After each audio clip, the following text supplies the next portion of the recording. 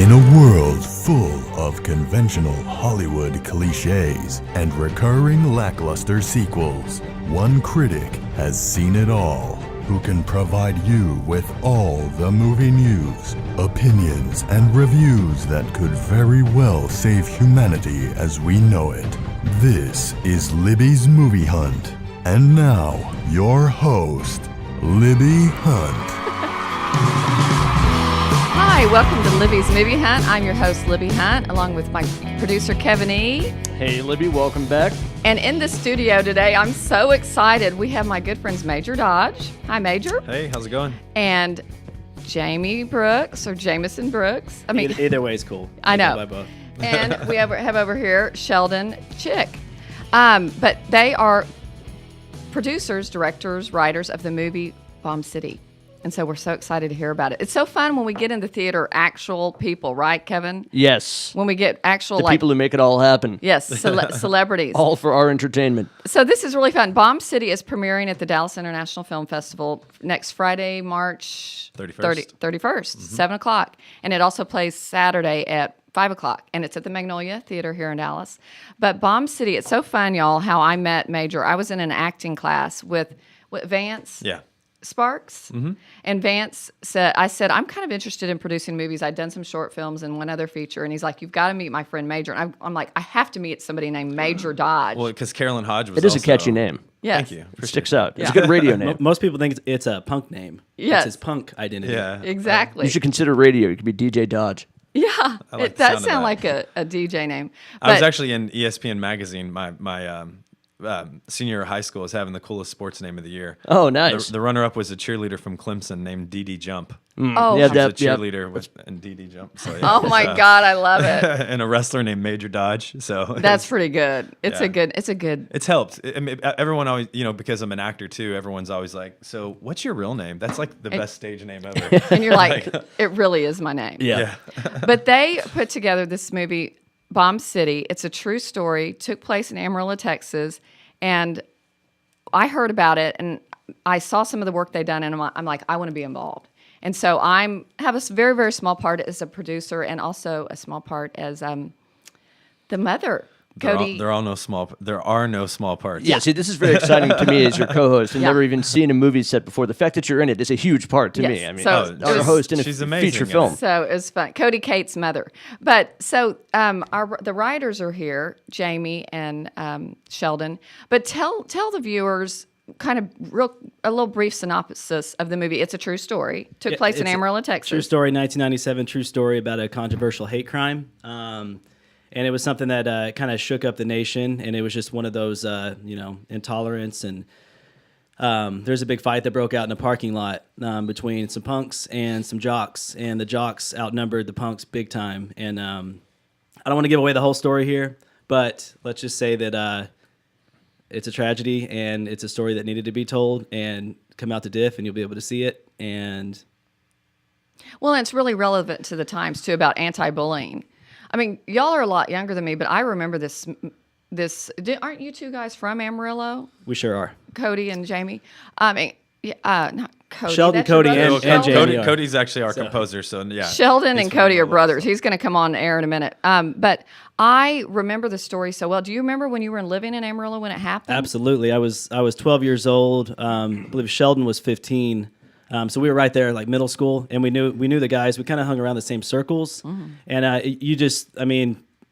we kind of lived a neutral, like we were on both sides of everything. So we kind of experienced both worlds, and so this was very surreal to kind of bring it all back to life. And I just remember every time driving by Western Plaza where that fight happened, and just thinking, this is where it happened, and it still haunts me to this day. And just meeting, all the real life people and the Dinicky family and all of Brian Dinicky's friends along the way has been such a roller coaster of an experience of emotions and The response has been overwhelming. I mean, we went, I guess 2.5 days ago now, live with the Facebook page, and you would not believe how wide that the story reached. We got messages from France. We got messages from Louisville, which was where I'm from, coincidentally, and not just somebody I Got didn't one even from know. Berlin last night. Yeah, Berlin. Had people And heard the story? Yes, and See, 'cause so I many hadn't knew people it. have been affected by it,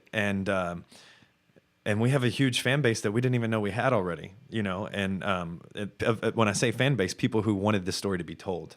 Well, I'm surprised the movie hadn't been made. It had not. There had not been already a made-for-TV movie or anything about this story. That was the first thing I thought when in 2012 when they presented it to me. I'm like, no one ever did a movie on that. That was the first thing, and so that was a gut check. And MTV did do a documentary on it in 2001 called MTV True Crime: Punks versus Preps, but that was the only thing that was done was the Well, it was on documentary. Dateline or 2020, I believe. 2020, and then it was on City Confidential. City Confidential. There's been lots of widely publicized, yeah. But that was back in 2000 once the verdict was read. But yeah, it kind of fizzled out there for a little bit. And I know Sheldon and myself, we never would have thought, growing up there that, we'd be the ones that were like, let's try to bring this to the big screen. We had no idea. Like, it's crazy. So Had y'all written anything before? yeah, we've worked on. You and Sheldon had? Yeah, we worked on mini shorts, music videos. We've had a couple ideas for other features, but this was one that I think tugged at our heartstrings from the get-go. There's some guy sitting somewhere who's listening to this who was like, that was my idea first. I totally thought of that. I was going to make that a movie. Well, is this your first feature? It sure is. But Major had also shown David and I, my husband and I, before we came on as producers, your Behold the Noose, your little short. And that you did it on such a great budget, and it was so unbelievable. And so I'm like, just even seeing that, I know this is going to be great. That definitely helped a lot with you, and when we were when I was raising the money, it was kind of like a little calling card because with an unknown director, usually that's like you have to see something they do and know what kind of money they're going to spend on it. And here's the thing: when people say unknown director, you're sitting there and you're going, well, first off, I'm going, no, I know this director and he's badass. But unknown director just means you haven't made a feature film yet. But if you look at Jamie's resume and even things that the three of us have worked on together, music videos, short films, there's a definite style to it. And when you see the work that Third Identity puts out, you know that it's going to be stylistic and it's going to be edgy and it's going to be, lit a certain way and it's going to have certain, it's going to have a certain type of music, and so I didn't have any doubts. And if you have any doubts when you are out there trying to get people on board, they're going to see through it. You can fake it, but at the end of the day, you got to have true belief in what you're presenting and passion. The passion we all have, I think, is the reason that this project actually came to fruition. Absolutely. I think whenever we sat down from the Dinnicky family for the first time, we've never been so nervous in our life. That was probably the scariest moment I think any of us have ever experienced, and they're the kindest, sweetest people. Yeah, They are and so we were sweet. just so nervous, and it was, it 'Cause was you're taking their story. Well, You wanna get it right. Yeah, well, absolutely. And there's a lot of pressure that goes on, coming from there and getting they've basically become family to us. Yeah. And we did one thing that I really thought that we had to do, and it was Hollywood tells you do not, become friends and do not become, family with real life, tragedies because, there's a lot of backlash that can happen. Right. And we said, no, we're going to do everything that Hollywood told us not to do, and we're going to do it just because that's what needs to be done. Yeah. And I think that's how Now, we you feel. did change the names of the kind of the villains in it too, right? We basically took certain precautions And changed names based of off some. what our legal our attorneys the advice that they That's gave what I us. When you're doing something that's based on a true story, you have to either secure life rights, which we did, or B, you have to stick to public knowledge, which would be any kind of fact that was in a newspaper article, a magazine ad, a news story, or the court documents, which are public record. You can't veer off from that. So we couldn't have, made the Cody Cakes character, go home and dress in drag or something. We couldn't put something in there that was completely, Let's just say society Yeah. is the true villain. Yes. I mean, Society, yes. basically. So I think that was kind of our stance. Like I said, we grew up in neutral stances, so we wanted to do the story justice and get Brian's story told the way it needed to be told, and also tell the town the way it needed to be told as well. So there's a lot going on there, and growing up there. Y'all both grew up there. Both grew One up thing there. I think so interesting about it is and it's a little bit in the movie, but the Stanley Marsh character, this crazy guy in Amarillo, kind of took those kids under his wing, the punk rock crowd, and it was called Bomb City, where they all hung out, right? Well, that was the name of the squatters pad where They the hung punks out. hung out and But did it wasn't shows and really. It stuff. didn't have anything to do with Stanley Well, Marsh. Stanley's deal was called the Dynamite Museum. And Okay. then the place where he lived was called Toad Hall, which actually just sold last week. Okay. Um, Well, because Amarillo, he's famous for burying the Cadillacs upside down in the ground and Yes, making those crazy signs. Ant Farm was the ones behind that. Stanley helped fund the project. Okay. So Stanley was a philanthropist who helped art movements around town. So and these kids were kind of in that punk art movement. Stanley right? was kind of a punk himself. Is Yeah. kind of the way that we look at it. Just growing up and knowing about. He was a bit larger than life character. And, he was a pot stirrer. Yeah. You know. But that's how Brian did the Dynamite Museum, Okay. and that was his job, and he got paid, to put up signs, and he would take that money and he would go pay for all of his friends to live somewhere and for them to throw shows. So Brian would basically just take his earnings from that and try to bring as many bands to town and do as much as he could for his friends and his community. And that's why it's called Bomb City, really, kind Well, of. Bomb City is because it at the time was the only nuclear weapons manufacturing facility in the nation. in Amarillo. Amarillo. And people don't know that. That's kind of It's- interesting. Yeah. There they it's- do because it makes up about 70% of the work It's what all the population. locals refer to it as. It's the nickname. So I mean that's the obviously the main reason it's called Bomb City, but there's a couple other reasons. One being that a bomb is a mixture of several different chemicals, harmless on their own. But when put in close proximity, those chemicals, all they need is a spark to become lethal. And when you look at the film, you look at these two groups of kids, and we follow them in the film. You'll see we follow both groups of kids, and they do the same stuff. They're teenagers. They party. They do stupid stuff. If they could just get past the way that each other looked, Right. they would all be friends. All get along. They would all get Exactly. along because they're all, they're teenagers. And but the underlying message of the film is don't judge a book by its cover.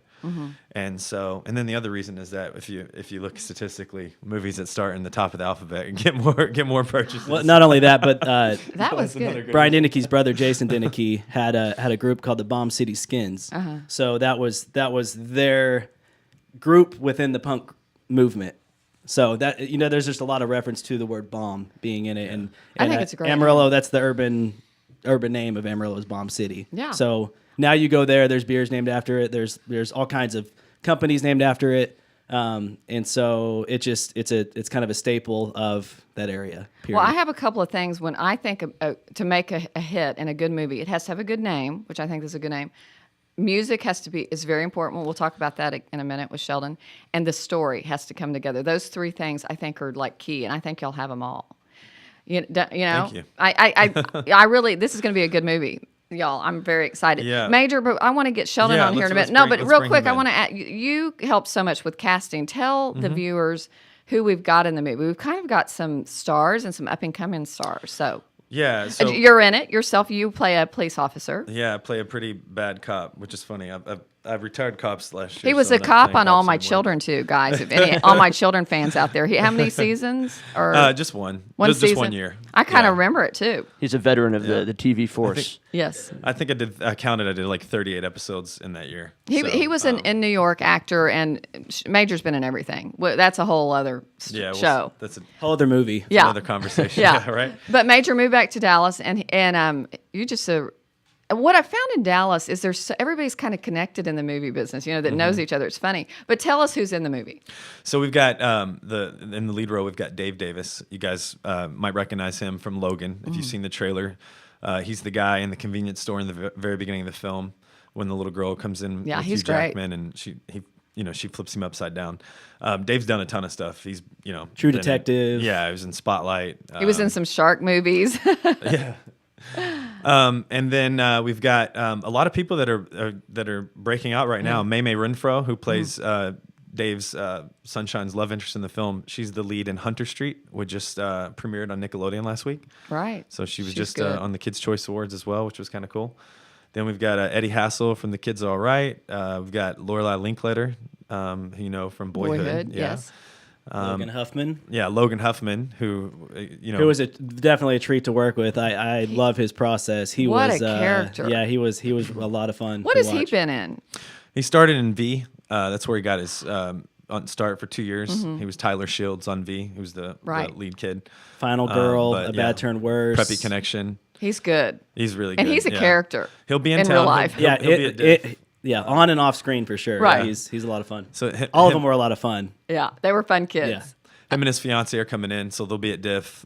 Dave will be here. Glenn Morshower. Glenn Morshower, who everybody knows is General Morshower from the Transformers movies and Agent Pierce on 24. And he's West been Wing. in everything. Glenn's been in Very everything, prolific you know. actor. Been- Bloodline. He's getting ready to be in Preacher. He's getting ready to be in I'm Dying Up Here, Jim Carrey's new show that's going to be on Showtime.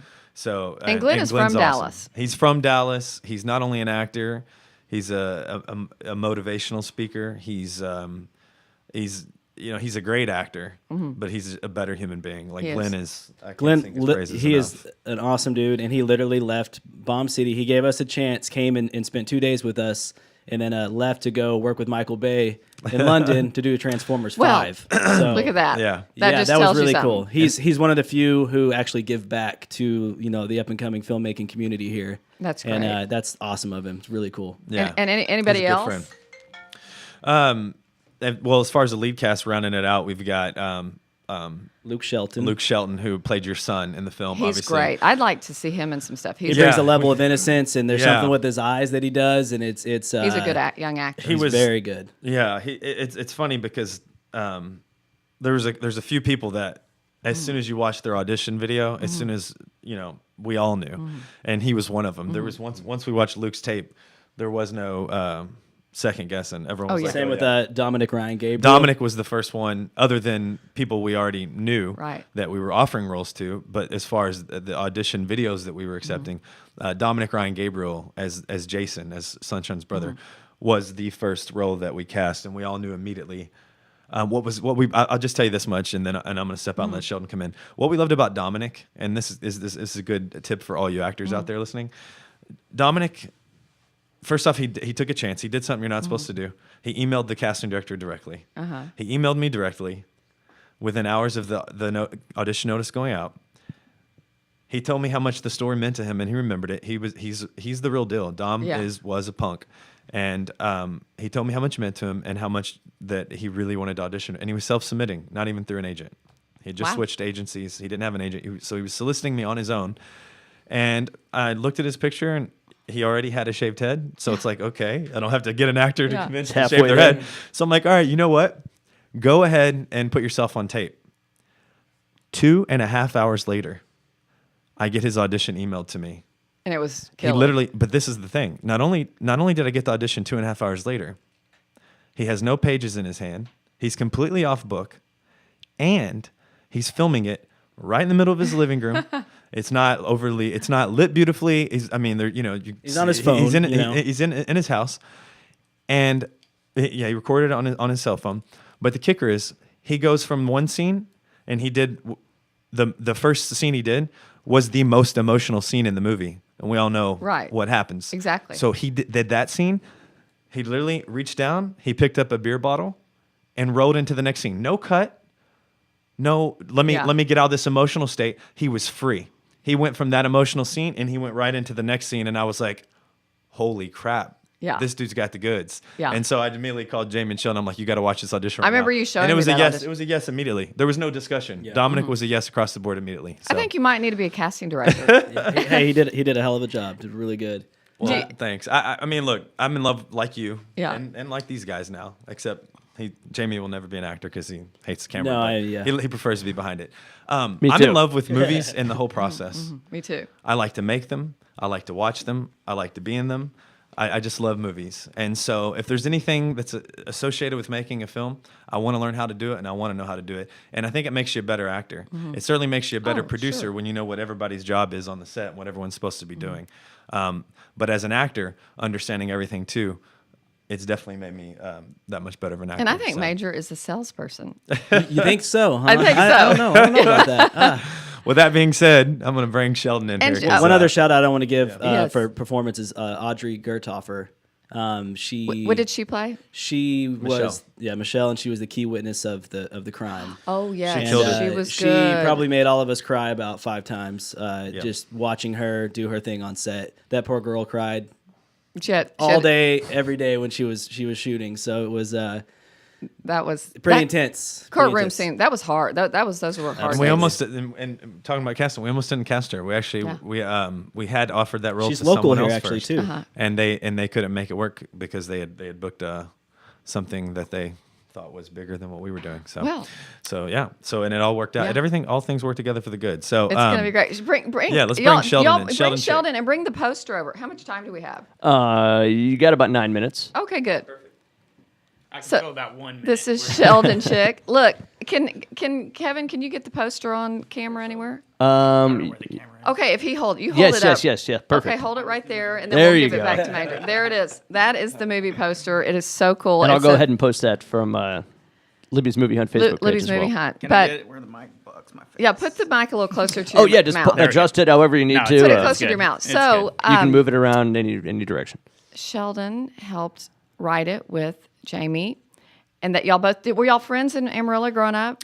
We No, were. I hated him. Yeah, well, yeah. Still to I mean, this day. were you honestly. good buddies? No, I actually graduated high school with his brother, so my best friend growing up was actually his next door neighbor. Okay. So yeah, I knew Jamie, but he was actually 4 years younger than me. So it's kind of it's a big gap when you're in high school. So obviously I didn't hang out with him, and I had moved out of Amarillo by the time I was 19. And so y'all found each other again here in Yeah, Dallas. we met through a mutual friend again in Dallas, and that's when Start- the friend was kind of like, "Hey, y'all should work together." Did you go to film school? No. Sheldon did. He played in a band, so he did music Uh-huh. basically all of his life, and then he would do visuals, the visual presentation for the shows. So he was really into video and all that kind of stuff. So that's why we kind of hit it off.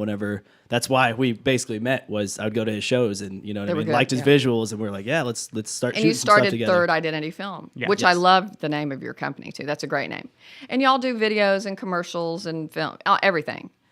A lot of my director friends that I've met are like, you have to do the commercials for the bread and butter, but you really prefer to be making films. Is that kind of right? It depends. I mean, some commercials are. Yeah, they're experimental. They're It's fun. I mean, it's fun to kind of commercials are instant, so you kind of get that. It's like a 3-week process where when a movie this movie took us 4 years to make. So Was it 4 years? Yeah, I would say total about 4 years. That's not bad. No, it's not too bad. Because I've heard of No, independent it's films not like that take Avatar like long. No. yeah, or 11 years or. Yeah, and it was. I mean, it's fun to do a short-term project. It's fun to have that instant gratification of like, oh, we put it together and it's over. Have So y'all written commercials are another fun. script together before? We did Behold the News. We did a short film. We've done what, like 6 or we've 7 done a ton of projects short together. films, so since before he this was one. he was still in film school when we started making films together. Is Behold the News on YouTube? It's on Vimeo. Okay, y'all should watch it. It's creepy. It was a three-man band on that one. It wasn't was guys? good. It was good. Okay, so you're the music guy. Tell us about the music.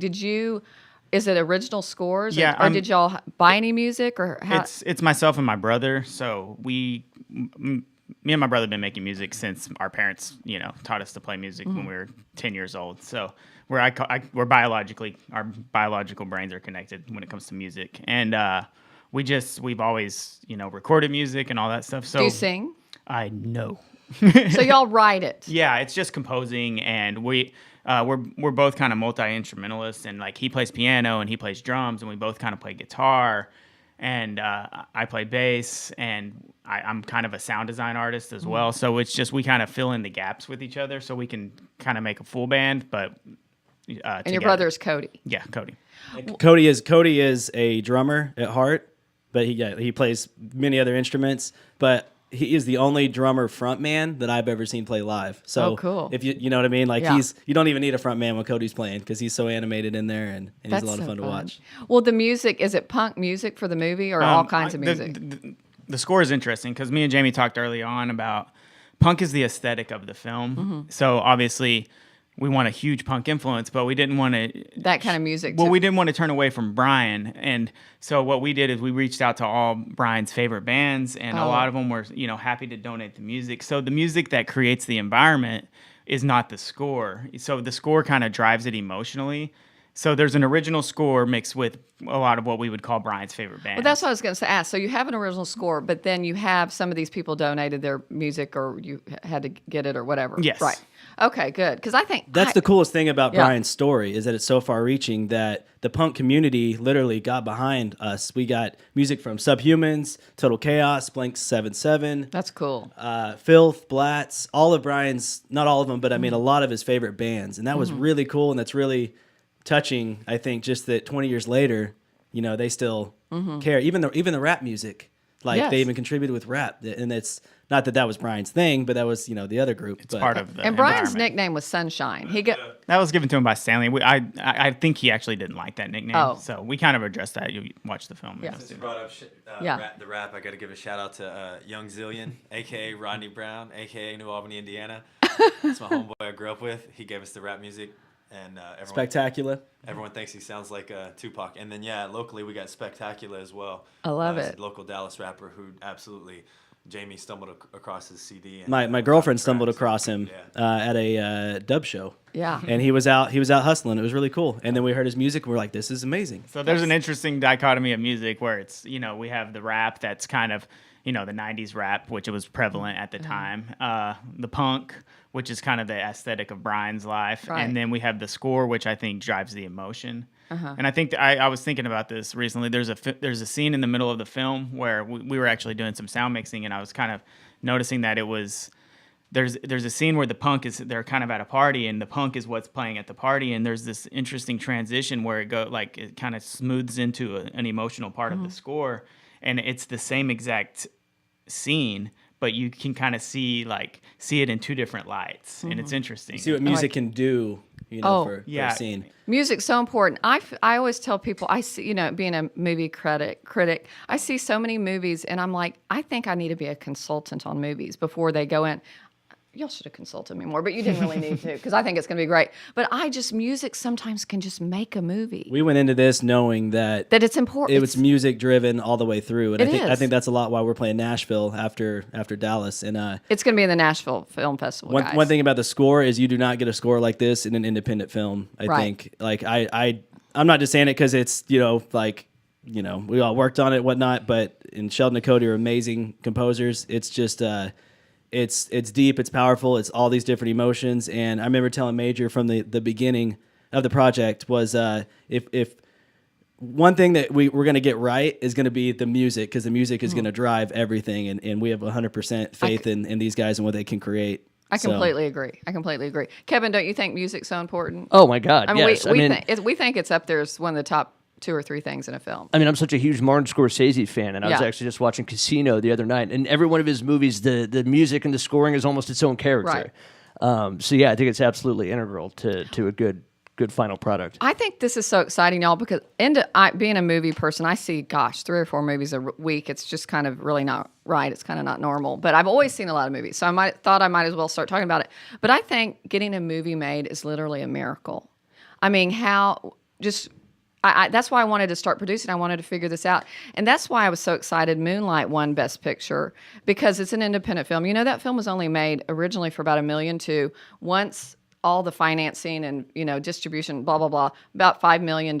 So, I mean, how cool is that for independent film that won Best Picture? That's just such a big shout out for independent films, I think. Absolutely. But I am so proud to be a part of this film, a very, very small part, but I love y'all. I love this team. I think it's going to be great. I kind of want to see y'all up at the Academy Awards accepting an Oscar. Oh, yeah, no.